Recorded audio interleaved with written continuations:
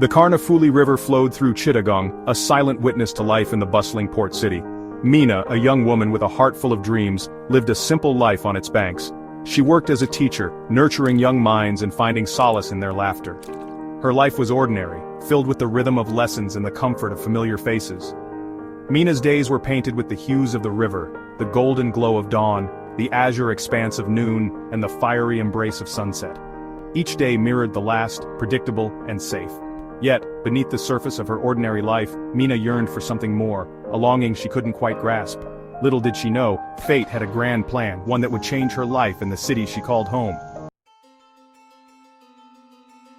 One evening, as the sky turned a bruised purple, Mina walked home along the familiar riverbank. The air was thick with the scent of rain, a storm brewing on the horizon. She quickened her pace, her thoughts drifting to the lessons she had planned for the next day. Suddenly, a blinding flash of lightning split the sky, followed by a deafening roar of thunder. The world seemed to hold its breath for a moment, then chaos erupted. The wind howled, whipping the river into a frenzy. A surge of water higher than any Mina had ever seen rose from the Karnafuli, threatening to engulf the city. Fear, cold and sharp, pierced through Mina's heart. The river, once a source of comfort, was now a raging beast.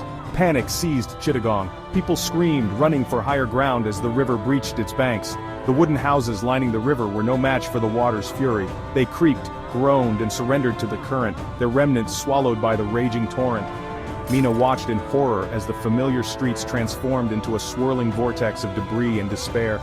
Fear threatened to consume her, but a stronger emotion rose within her, a fierce determination to help, to protect her city and its people. Another deafening roar shook the ground and Mina felt a searing pain shoot through her body. She collapsed to her knees, her vision blurring. As she looked down at her hands, a gasp escaped her lips. They were glowing, radiating an otherworldly light that pulsed in sync with the storm.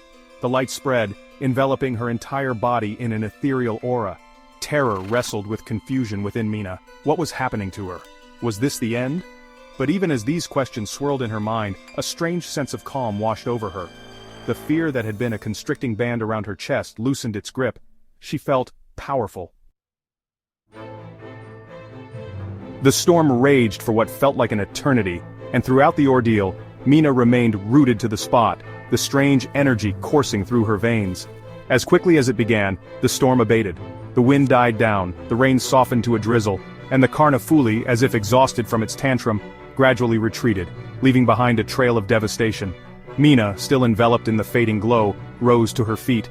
The world around her was a mirror of her turmoil. She looked at her hands, no longer glowing but forever changed. The power that surged within her was real, not a figment of her imagination. The days that followed were a blur of confusion and discovery. Mina struggled to comprehend the events of that night, the storm, the surge of power, the strange new reality she found herself in. The familiar comfort of her routine was shattered, replaced by a bewildering mix of fear and exhilaration. She confided in no one, afraid of the disbelief, the fear she might see in their eyes. So she retreated inward, grappling with her new reality in the silence of her small home.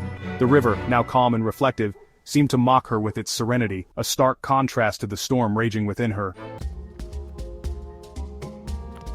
The power, Mina discovered, was not a malevolent force but an extension of herself, an amplification of her will. It responded to her emotions, her fear, her confusion, but most strongly to her compassion, her innate desire to help others. The more she focused on this desire, the more control she gained over her powers. She experimented cautiously, testing the limits of her abilities.